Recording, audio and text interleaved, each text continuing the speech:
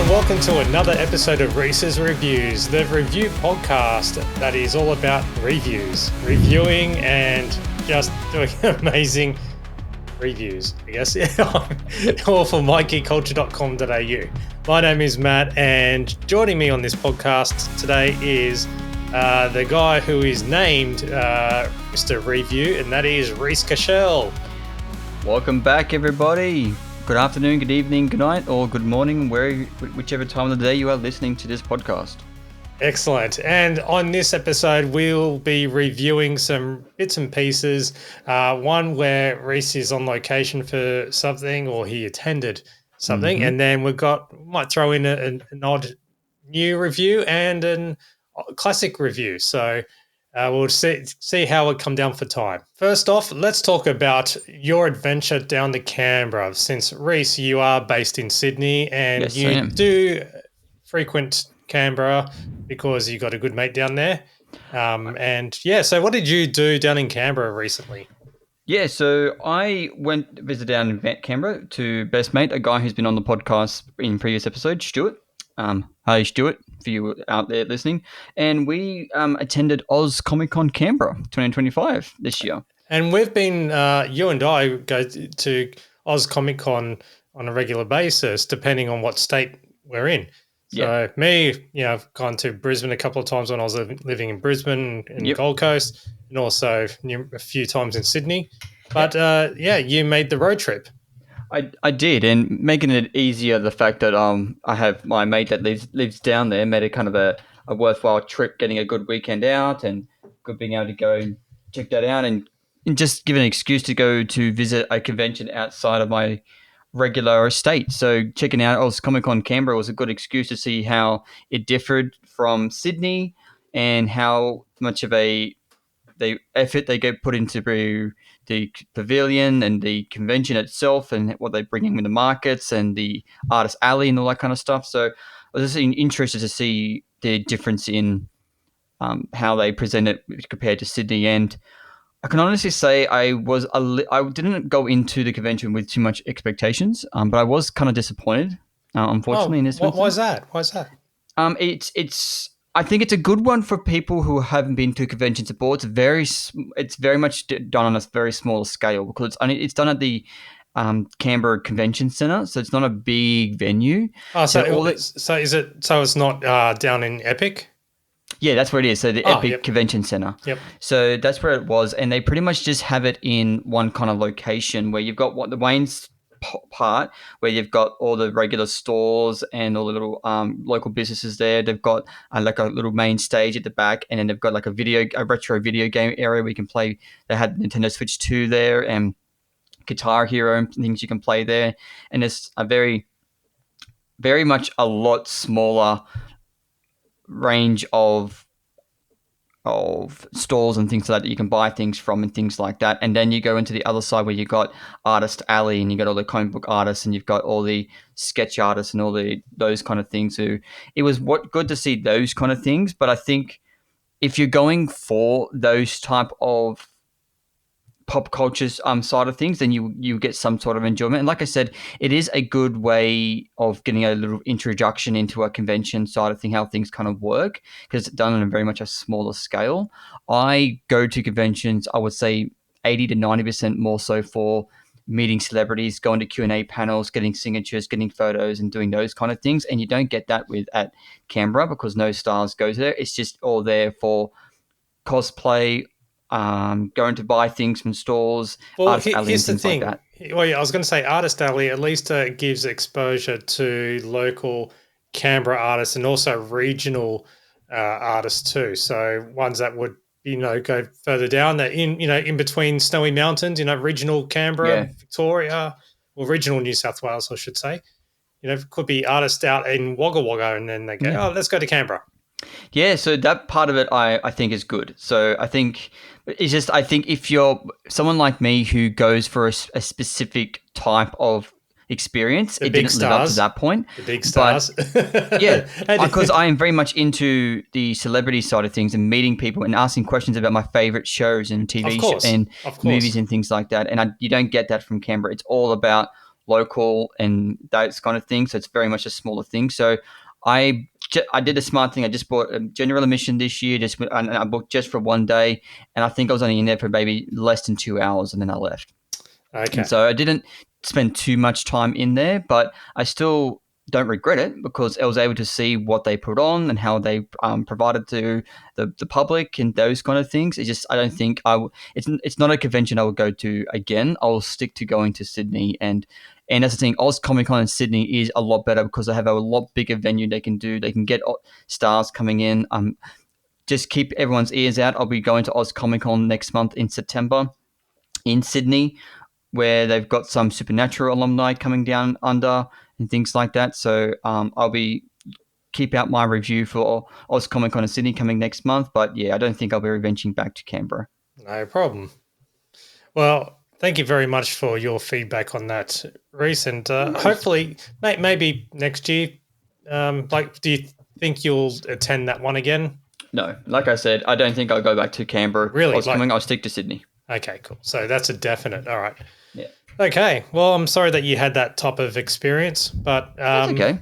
Yeah, I really haven't experienced Oz Comic Con down in Canberra at all. So, yeah, I can't really comment on it other than the ones that I've been to in the metro areas. Yeah, fair enough. Now we go from disappointing conventions to hopefully something that is even better with a new movie that you have watched, Reece. Yes, so venturing in Canberra, as it's very stereotypical for me when I go down and visit my best friend and pretty much brother down in Canberra, Stuart. Hey, what about me? I said down in Canberra.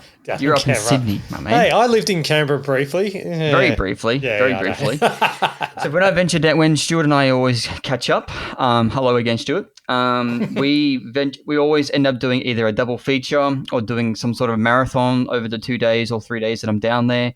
So this weekend was no exception. So I started off with our feature point in seeing another legacy sequel that is released, and that is Freakier Friday. Oh, okay. The one that has got Lindsay Lohan and Jamie Lee Curtis in. Yes. So this is the sequel from the early 2000s movie of this Freakier Friday, which again was a remake of a earlier classic film. So this one just continues on with the same characters from Freaky Friday of Jamie Lee Curtis and Lindsay Lohan and carries on about 22 years after, and also brings in some new characters. So now bringing on later on in life, Lindsay Lohan's character Anna has a daughter, and Tessa's character has lost her husband. She ends up meeting this young another guy who also lost his wife, and he has a daughter, and so they're blending these two families together, and the daughters don't like each other, and Jamie Lee Curtis is overbearing in certain places, being the grandmother and things like that, and then having these dysfunctional kind of relationships. What happens? They go to a party and they get magic juju all over them, and they switch. So you've got Lindsay Lohan playing her daughter. You've got Jamie Lee Curtis playing her the other daughter of the partner of Lindsay Lohan, and then you've got the two daughters, actresses, playing the mother and the grandmother, which is a really cool dynamic. Jamie Lee Curtis steals the film. Like, she's absolutely brilliant, funny as always. She hasn't lost a beat. Her chemistry with Lindsay has not aged at all. Like, she's being able to bring that friendship they've had over these 20 or so years and just being able to just elevate the film and make it so much more enjoyable in that aspect. So has similar storyline plot lines when it comes to the story, when it means of they need to build up to a certain point when it comes to feeling that you need to be included and you're feeling at peace with each other. And the same kind of narrative you have with the original is very, very much into this one. It just expanded when it comes to a bit more of the younger cast and then older cast and things like that. And then you've got elements of the original flushed back in. So Chad Michael Murray comes back as Anna's ex-boyfriend Jake. The legend Mark Harmon makes an appearance with a few scenes, and sprinkles his own awesomeness that he has in it as well, which was fantastic as well. Overall, I found it was a legacy sequel that lived up to the hype. Like, you Now, can definitely find it enjoyable. okay, here's the golden thing. It's not really a spoiler, Mm-hmm. but if you've seen the first one, then you'll know that there's this one song that is part of the whole Freaky Friday franchise. I don't wanna give up. I wanna get out. Hey, take me, Me yeah, away. Yeah. but take me away, and the um band who actually performed that is called Lash, and that's an Australian band. Yes, it is. So Yes, it is. yeah, so and the whole history with the first Freaky Friday Mm-hmm. was that the Sony or not Sony Disney wanted to fly Lash over and record a like re-record their Mm-hmm. song for the movie.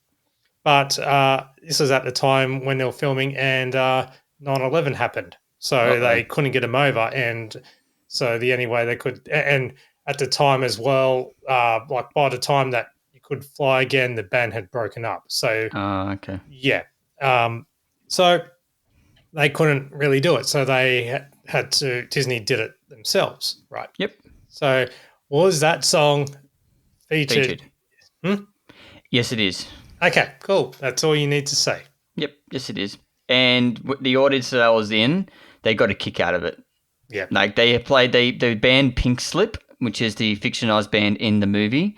They make an appearance. That they are not say they're version of a cameo because they're in one or two scenes, but they're in a main part as well. So yes, they feature the band Pink Slip, and they kind of crescendo on that song in a way. So I know a lot of people in the cinema there were a lot of people were tapping their legs along and clapping along a bit to that song, because it's very much that song is very much linked to, which we can actually say now, it's a franchise now, because it's got a sequel to it. So that "Take Me Away" song is very much a franchise linked to this film now. So yeah, that was one of the standouts for me, to bring in that song back and bring that nostalgia feeling back when I watched the first one, because I loved the first one. I thought it was fun, entertaining. You don't have to take it too seriously, and a lot of these films you don't actually get much these days, where you don't have to think too much. It's just a fun, easy watching, just something you can put on a Sunday afternoon and just enjoy. And this film delivered that as well. So it was fun. It wasn't cringy. I found it was, like I said, Jamie Lee Curtis steals the film with her comedic timing and her physical comedy. Lindsay complimented her as well. The supporting cast surrounding them did a fantastic job, especially the actresses who played their daughters. The daughters, they did a really good job with keeping up or even rivaling Lindsay and Jamie, and just going through that overall. So it's one of these legacy sequels that definitely hits the mark. It hasn't fallen short. So I find that we're in the era now, going into these later parts of like the 2020s and that, where we're getting a lot of legacy sequels, because since the success of Top Gun Maverick, we're getting everyone's just bringing out of the woodworks all these legacy sequels, and some of them aren't working. And I just can say that Freakier Friday definitely, in my humble opinion, it definitely works. And if you like the first one, I think you would enjoy this one. Just like Happy Gilmore 2 in regards Example, to legacy like sequels. that's another legacy sequel. I didn't think that fell short, but I think Freakier Friday definitely worked. I wouldn't say it's like oh my goodness, it's the best movie ever made kind of thing, because I didn't rank it, like I didn't give it 5 stars or anything. I think I gave it 3.5. Well, the cool thing is that as you're talking, I was looking at the iTunes music charts, and that song is in the charts. Oh, really? Yeah, I won't say the where it is, because that changes on an hourly basis. So let's just say at the time of this recording of this episode, it was in the top 200. Nice, that's good to know. Yeah. So yeah. So overall, like if anyone wants a good film to have some fun with, have some kind of decent laughs with, and some very much there is some tropes that it used is very homage to the early 2000s with some of the filmmaking styles, which is very easy. Like some of the over the slow motion side of things are bringing out the sexiness. Like everyone, I think Chad Michael Murray is kind of also in his like heartthrob era where everyone thinks he's a dreamboat, and so he has his own kind of slow mo. That's not a spoiler; it's in the trailer. He has his motorcycle and he gets off and he takes his helmet off in a big slow mo with his hair and things like that. So that's in he. I think Chad's doing his heartthrob era at the moment where he's getting a lot of those kind of roles. I've been a fan of Chad since he's in my favorite show of all time. It's my number one, One Tree Hill. Some people will be surprised who don't personally know me but One Tree Hill is my favorite show of all time. With all the different genres that I watch throughout my film and TVs, One Tree Hill is the one I grew up with, and I absolutely love it. And Chad was a major part of that in the first 6 seasons of that. So watching him progress from Dawson's Creek to Tree Hill, and then going on, and then getting into A Cinderella Story, and then Freaky Friday, and now him coming back 20 years later, it was just nice just to watch him. And he hasn't got a huge role. I think he only has about maybe 3 scenes or 4 scenes, but he's still a major point in this towards the end of the second and then into the third act. So I found, and he has a good little funny nod to the original, which is very funny. Not many people picked up on it, but then I was sitting with my mate Stu, and I went, "Do you recognize that?" And he goes, "That's a tie into the original." And goes, "Oh, I didn't realize that." So it has these little nods to the first Freaky Friday, which is very much enjoyable. So just sum it all up, Freaky Friday, I think it's a winner in relation to the legacy sequels that we have been getting lately. It's very enjoyable. It's fun. It's entertaining. If you want a good night out in the movies, go have some fun with it. Don't take yourself too seriously. Put on your suspenders in relation to making it. It's not going to have a huge impact when it comes to story narrative. What you got out of the first one, you're going to get with this one. So go and have some fun. And we go from one new release to another new release. It's a double feature. Yes, we do. So and we're completely switching genres. So going into a double feature, we went from a Disney fun, entertaining film straight into horror. Ooh. So this is a film that was just released, directed by Zach Kreger, who gave us Barbarian, and we've got Weapons. This stars Julie Garner, Josh Brolin, Alden Ehrenreich, and the premise is what grabbed me. So what happens when when a classroom full of kids all of a sudden disappear at the exactly 2:17 a.m. in the morning? A whole classroom except for one. What happens? So that premise all of a sudden just captivated me, going, "Oh, okay, that's a premise. Okay, yeah. How are they going to execute this?" And so this film goes for just over 2 hours. I personally thought there were some times where it is a bit of a slow burn in a lot of instances, and sometimes you can feel the length of it, but that doesn't take you out of the actual story. And it's one of those films where it takes on that typical trope of telling you the narrative of the story from different points of view, and then brings it all together at the end with the final points of view. So it goes for the main character, which is Julie Garland's character, tells her side of a certain part of the story, then goes into Josh Brolin's, and then it goes into Alden's, and then it goes into one of the kids and things, and it goes through those kind of stylistics of way of narrative storytelling, and then brings them all together. And so I think it was done. A lot of films try that way of storytelling and don't, and it fails because you kind of get misconjointed and it kind of takes you out of the film in some aspect. But this film, it actually did it very, very well. The narrative didn't lose. You didn't lose the narrative of it, and you found it very much enjoyable. The horror aspects of the film is scattered throughout it. Like we're seeing this with my mate Stuart. He's not the biggest horror fan.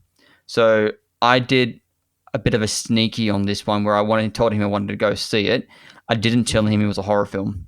Okay. So we got through, a bit into the first act, and he turns to look at me and goes, "Is this a horror film?" I went, "Maybe." And he whacks me in the arm, and he goes, and some color language was used, but it was like, but Hey, I've had a similar thing where my mate Chris, this is decades ago, when Event Horizon was on at the cinema, wow, and okay, yeah, I remember it because it haunted me because it yeah, it's like, oh, you want to see Event Horizon? I'm thinking, okay, it's going to be like a Star Trek type yeah. film I or personally whatever. haven't seen it, so Ah, and then it turns out to be an absolute horror, and I just gone, what the hell? And yeah, it scared the crap out of me. yeah. So So this one definitely. I feel your pain, Stuart. So yeah, this one definitely. It wasn't like it was horror all the way through.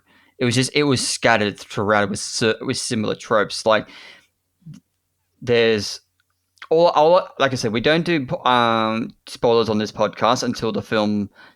I think we need to. I don't know if you agree with this, but I think we need to change certain aspects about spoilers in a way. Like Well, put it this way. waiting for a film to be released on theatrical can be a little bit time. I personally think if the film has been out for, I'll say, between 5 and 6 weeks, if we're talking about a film that's past 5 or 6 weeks, then we should be feel open to do spoilers, because if anyone wants to see a film, they're going to see it within the first 5 or 6 weeks it's been released. Do Would it. you agree with that? Just do it. If it's or we'll just I'm not say saying I'm going to. I'm just saying I think a new criteria we can kind of base off when it comes to doing spoilers for if other films that we might talk about that has that similar theatrical. For example, if I wanted to talk about Superman, that's been out for more than 5 or 6 weeks. yeah, So I there's haven't seen it yet, but yeah, I yeah, totally get it. yeah, It's my own fault. yeah. So it's like those kind of things. So back to weapons, it was like I found the psychological horror aspect of this film was definitely very much dialed up in little aspects. So anyone who's seen it, all I'm going to say is car door. And Okay. just there's one aspect of the film, like I was speaking just about Stuart, my mate Stuart, after the film, and I went, there's a lot of films that had a bit of a creepy like jolt to you, which made sort of people jump into cinema. But my part was just like, there's nothing more creepy when you've got a certain scene going on, and the way they edit it and the director does it, they don't use score. They just give you silence. And then they use sound effects of certain creaks and certain real life points, or like a car door opening or just walking slowly, just to bring in that eeriness and to make the cinema go quiet. Ambience. Yeah. So this film, there's one or two spaces in this film where that brings that, and then bringing that kind of aspect to it, because he's very airy and very freaky. So, but the overall concept of the film is because when you watch the marketing for this film, you don't really know what kind of genre it's going to land. You know it's going to be like a horror aspect to the film, but you don't know where it's going to land in them. And all they kind of give you is that the kids go missing at 2:17 a.m. No one knows why, and that's it. Yep. So you pretty much get the filmmakers pretty much say, go and find out why they leave it, why all the kids go missing at 2:17 a.m. Why is this time significant? And so Yeah, so pretty much that's where you find that why is it significant? Why do they all kids leave at the same time every night? There's a very creepy way where the kids where people get run, where they get their hands behind them and things like that. So I found that all the performances were great. The direction, the editing were done well. We're showcasing different points of view, and the perspective that they climax to in the third act is done very well.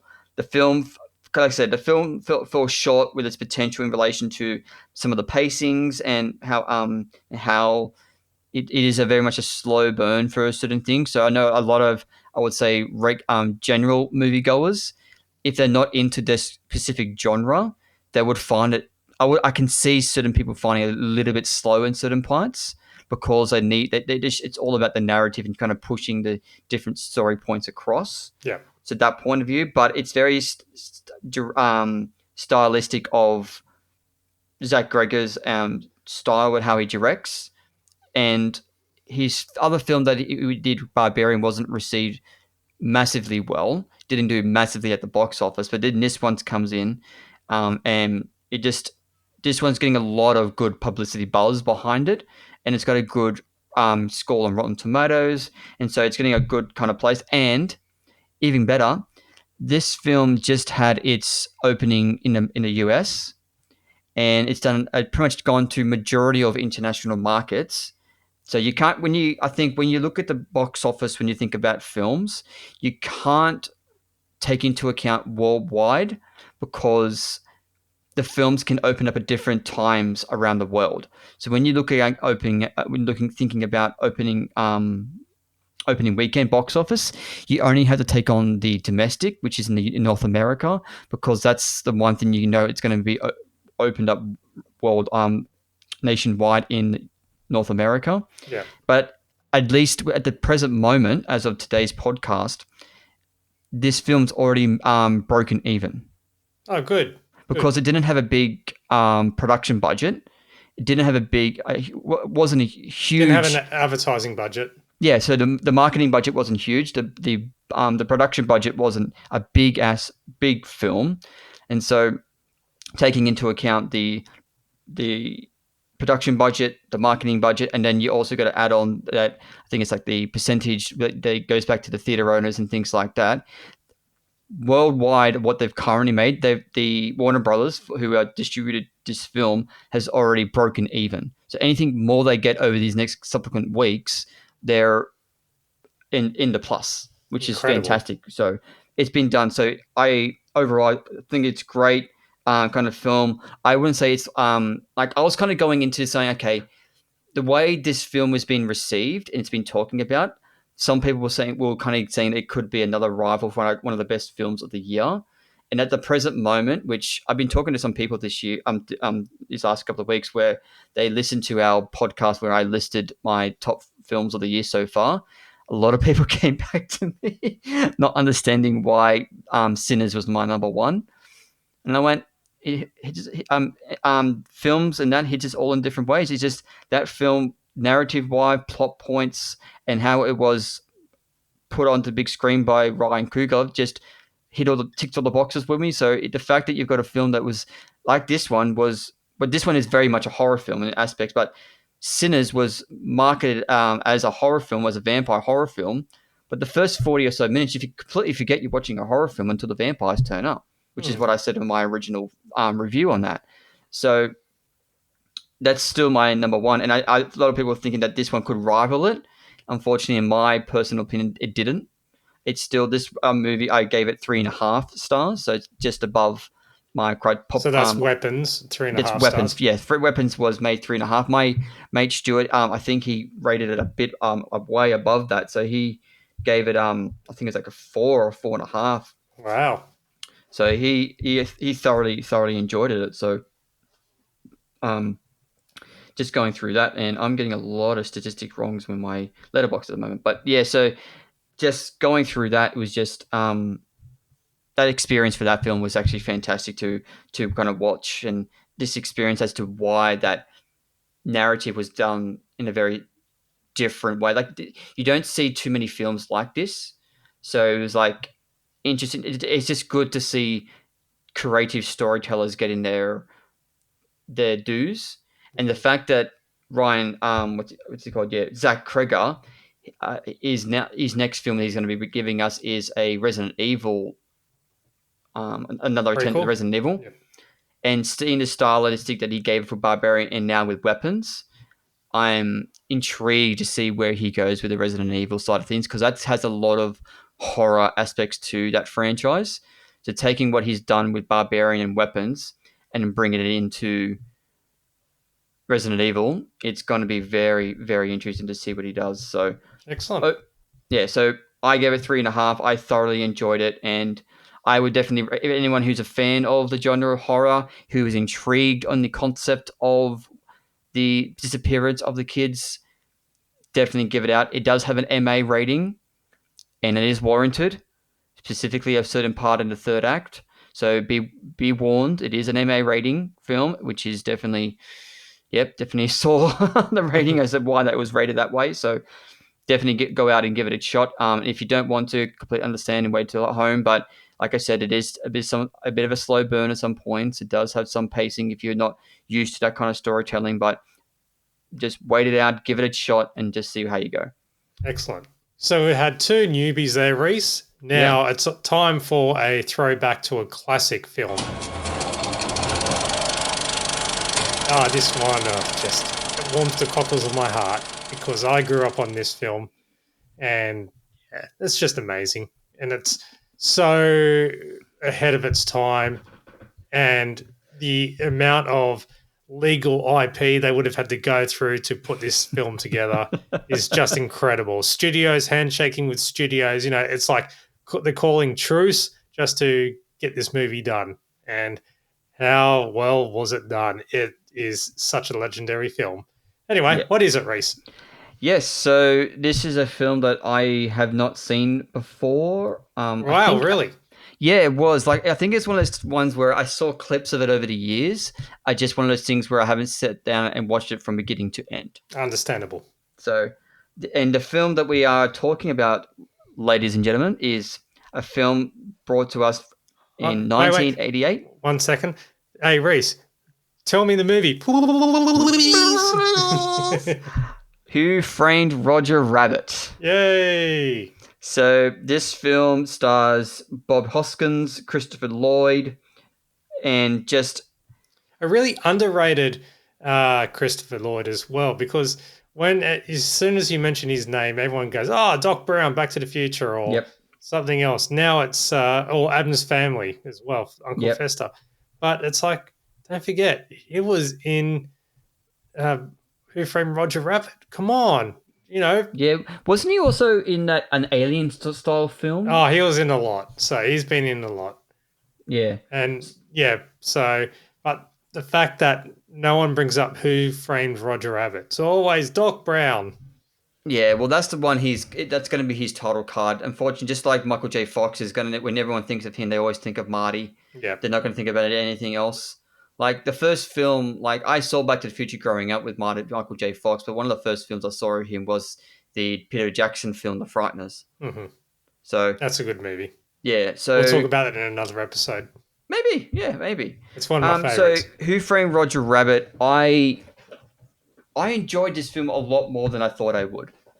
Like I think I surprised Stuart when I told him I rated it. I think I rated it a 4 stars on Letterboxd, and I just thoroughly enjoyed it. It gave me that innocence and that fun, that nostalgia factor with it being a kid, and just having that mixture of CG, computer graphics when it comes to the cartoon, all the tunes and all that kind of stuff, and blending it in with live action, and which just paved the way for Space Jam and Looney Tunes Back in Action and those types of films. And just the fact that a film like this will never be done again, the fact that you've had two rivaling studios with Warner Brothers who having Looney Tunes and Disney having all of their Disney animated studio, the fact that they were able to broker a deal to bring these two together would never happen again. That's which all is absolutely because of heartbreaking, but at the same time, at least we got something. Yeah. So I just, with that in mind, that gave it an extra point in my book as well. The fact that these studios, yes, it's all about money for them because they've got to make money because they are a business. But the fact that they were able to put their things aside and make this deal make the deal, make the film, and I'm not too sure how it was received. And a very dark film too. It can be taken, yeah. It is. At the end of the day, it is a murder mystery. Yeah, and quite violent in a way. It's dark. It's got very dark undertones. Mm-hmm. So it's not the most child friendly. Like the kids will get away, just be mesmerized by the animation, but the story itself very adult. And it is adult, yeah, and very like I still remember watching it when it came out, and I had nightmares about Dip, the paint thinner, the paint cleaner, and when they sacrificed the cartoon shoe. Yeah. That in the bar. Traumatic. Yeah, that was very traumatic for it came out in 1988. So I would have been 7, 8 years old, and yes, I wasn't even alive. Well, damn, treasure I was born a year after it. Yeah. Well, watching that as that child, yeah, I felt really sad for that shoe, and I used to look away from it because it traumatized me. Mm, And now I look at it and I just go, "That was awesome." yeah. Yeah, The whole it's thing I like just found it was. it gets wiped out. It's like, and I tell myself, "It's okay. It can be redrawn." Yeah, so I just found it was so much enjoyment. It just, when it comes down to just like I said, you got the story of it all, which was even ahead of its time, and how they blended the CGI with the live action for its time, and how they can It's an blend all these characters. And there's old, so many Easter eggs throughout. Like I I picked up on a bit, but when I was watching with my mate Stu, he picked up that Bugs Bunny is in it for 3 seconds. yep. I mean, he just goes across the screen, goes boing, boing, boing. And there's a part towards the end when you see the seven dwarfs go through the tunnel and things like that. I think the whole thing was Did, just done did you recognize beautifully. the tunnel? Yeah. The what, sorry? Did you recognize the tunnel that they go through to get the Yeah, the Back to the Toontown? Future tunnel. I said that out loud when we were watching it. I went, this film, I think, again, I was saying this on the weekend. I think I've got a massive fandom for Robert Zemeckis because I'm loving a lot of his film. He gave us Back to the Future. He Mm-hmm. gave me one of my favorite films of all time in Forrest Gump, and now he's given me this.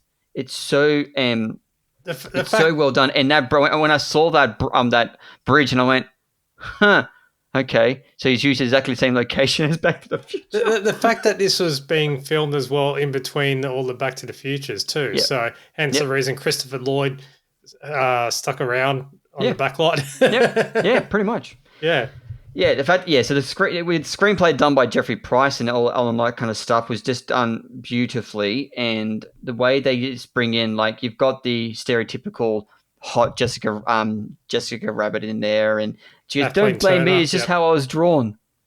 You don't yep, know what it's like for me," kind of thing. It's just taking on those tropes, and just it's very victim of its time, yep. which is just fantastic because you can't really make these kind of films these days. No, So I just found it so enjoyable, and the fact that you can get a film like this made, and it's kind of very sad to think that we're not going to get a cross studio film like this again. Like I well, was saying this there on the was going weekend, to be a sequel. there was. There was, but well, honestly, I'm not going to lay it all out. But all I can say is there's a rabbit hole. No pun intended with bugs, Mm, but there's a rabbit hole you need to go down for okay. this movie, and you'll be surprised where it goes to and Mm, what could have happened. And yeah, it's crazy, absolutely crazy. mm, okay. All right. Well, offline, let me know what that rabbit hole is, and I'm happy to jump down that hole. So I just think, yeah, what I was saying to you on the weekend with my mate, it was just like, you won't see this much cross deals with studios much and again. And the only thing I can compare it to is Sony and Marvel Studios sharing the character of Spider-Man. But even that is so limited because even though Marvel Studios can make Spider-Man films, Sony has the distribution rights, so they can choose where it gets theatrical release. They can choose where it gets streamed and all that kind of stuff. So that's the only kind of deal that I can think of that's two rival studios coming to common ground to making a film work. And then the other movies I can think of is when you think, oh, that so like either the one company owns the IP or they got permission Yeah. was another Spielberg film, and that was Ready Player One, Okay. and with the amount of cameos in that, and I go, oh, I, either Universal own it or they Did managed it? to, do They got a something with it. lot of copyright. I think they did go for a lot of deals to get us because Yeah. the good thing about Ready Player One is every time you watch it, I pick up new characters or new Easter eggs in that film that I didn't Yeah. pick up before. And the other one would be Space Jam: A New Legacy. Legacy. Yeah, Yeah. where I there's think a lot of that was Warner Brothers. I think the majority of those characters you see in that movie are all owned by Warner Brothers. yeah, and Because they've you go just from Game gone. of Thrones, which is a HBO but run by Warner Brothers. You got Harry Yeah, Potter and that kind of that's stuff, yeah, and Batman and DC and that kind of stuff. a division or whatever. Yeah, Yeah, yeah. it's all run by the big company of Warner But Brothers. when you So, got Warner Brothers and Disney shaking hands, it's a mm. yeah, a very unique situation. Yeah, but even like the whole plot point for the film was this, like, actually, yes, you can see a lot of those, that plot point for story is used a lot these days. Back in the time, the fact that they use a like you said, an adult Story, narrative, yeah, and then exactly. but also blend it with the innocence of tunes and cartoons for a younger audience, so you can actually, it's very much And you got stereotypically someone what I dealing with trauma of their partner being killed by a tune, yeah. and then they've been Then and driven to potentially alcoholism, alcoholism, someone and, cheating, and then then there's murder. womanizing, Yeah, sexism, yeah, and adultery. yeah. So So a lot of these things will go over a lot of the kids' heads, but what they would kind of focus on is the cartoon side of things. So I just think that I lost my train of thought where I was going to go down with that original thought, but I just found that the film is just, it definitely takes on a lot of plot points, which is not used very much these days, and which is kind of a shame because um, this film is just, it opens the doors for a lot of these styles to come through. Because when you get to Space Jam and you get to Looney Tunes, they do go to a very younger, easy to go story, which is not too complicated. And the fact that you've got something like this where they use the styles of that, but also to a great narrative story where that's where my train of thought was going to go to. I find that the whole thing of they're using this style of filmmaking when it comes to live action with CGI to tell a kid-friendly story. They do a lot of animations done by Pixar and Disney and when it called, and when it comes to Universal and those kind of animations, they don't make kid films. They make kid-friendly films. and this is all hand drawn animation too. Yeah, yeah. So they make kid-friendly films, and they with all these hand drawns and all that kind of stuff. So it's very much a film where they can actually do tell a very compelling narrative story, which is very grown up, which adults can actually get behind and very relate to and very identify with. And at the same time, kids can enjoy because of the novelty of everything and nice little quips and jokes and things like that. And a lot of the grown up jokes and quims will go straight over their head until they grow up. Yep. So that's the thing. A lot of people think, oh, it's a kids' film. No, it's not a kids' film. It's a kid-friendly film where you have a lot of grown-up attributes to it, but at the same time, which can be entertaining for a younger audience. But the older audience, like yourself and I and other people within our generation, can still get a lot more enjoyment out of it and find a good, compelling reason as to identify with the characters on screen. So Yep. overall, I thought it was fantastic. I loved the film. I definitely one of those films I think you can watch once a year and still find fun things out of it and find new things out of it as well. And I think from memory, my letterbox is not working. It keeps on kicking me out at the moment. But I Hold on, I think can from look it memory, up for you. One sec. Hold on. I think I gave it 4 stars from memory. One sec.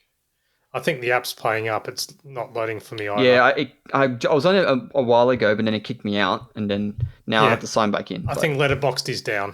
Yeah. Yep. But yeah, I'm pretty sure I gave it 4 stars, which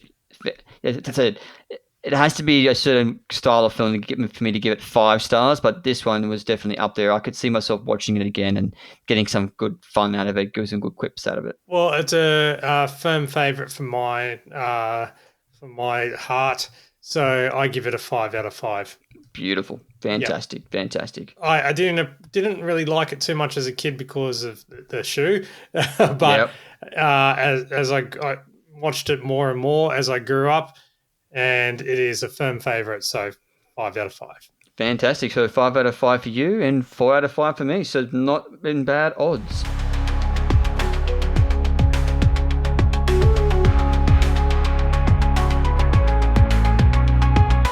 All right, well, we've come to the end of this episode of Reese's Reviews. Wow, we covered a fair bit there. So Yeah, we did. managed to squeeze in 3 reviews and also on location review.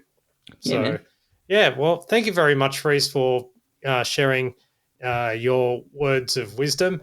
And thank you, listener, for listening. And again, if you want to contribute or reach out to us and make a complaint, info@mygeekculture.com.au. And keep following this podcast because down the track we will have some extra little mini episodes and possibly an interview or two. We'll see what happens. Other than that, thank you for listening. Thank you again, Reece. No worries at all. Have a great wasted a week or weekend, and may the force be with you. This is Reece's Reviews for mygeekculture.com.au, produced by Matt Fulton Productions, mattfulton.com.au. Adios.